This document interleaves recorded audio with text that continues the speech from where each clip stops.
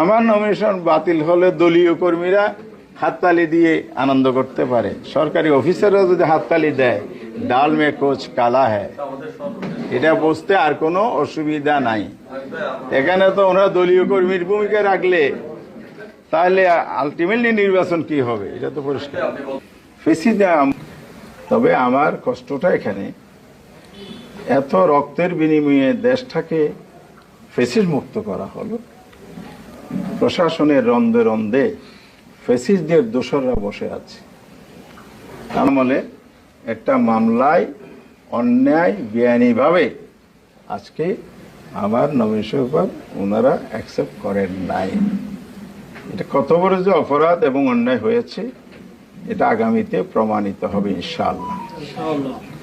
তবে আমার কষ্টটা এখানে, এত রক্তের বিনিময়ে দেশটাকে ফেসিস মুক্ত করা হলো, প্রশাসনের রন্ধে রন্ধে ফেসিসদের দোসররা বসে আছে।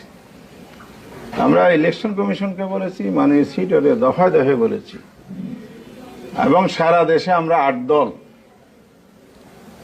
এই কয়েক মাস 5 দফার ভিত্তিতে আমরা আন্দোলন করেছি। আমরা সবাই মিলে বলেছি এই ফেসিস্ট আমলের আমলাদের নিয়ে, দোসরদের নিয়ে সুষ্ঠু নির্বাচন হবে না। লেভেল প্লেয়িং যদি না হয়, আপনার স্বপ্নের উৎসবমুখর নির্বাচন ইতিহাসের সেরা নির্বাচন হবে না।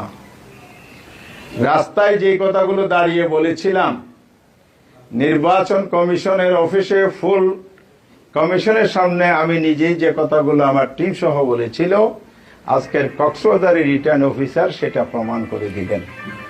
যদি আইনানুগভাবে হয়ে থাকে আমি মেনে নেব, অন্যায় ইনজাস্টিস হয়েছে কিনা এটা অবশ্যই পুনর্বিবেচনা আপনারা করবেন। অন্যথায় নির্বাচন সুষ্ঠু যে হবে না, আমরা যে আশঙ্কা করেছিলাম এটা প্রমাণিত হবে। আমরা এটাকে তখন সেইভাবেই বিবেচনায় এনে পরবর্তী পদক্ষেপে যাব। এ ব্যাপারে যেন সরকার পরিস্থিতি স্বাভাবিক রাখার জন্য যে ধরনের আইনানুগ পদ্ধতি অনুসরণ করে কাজ করা উচিত এবং লেভেল প্লেইং নিশ্চিত করা উচিত, প্রশাসন নিরাপত্তা এনশিওর করা উচিত।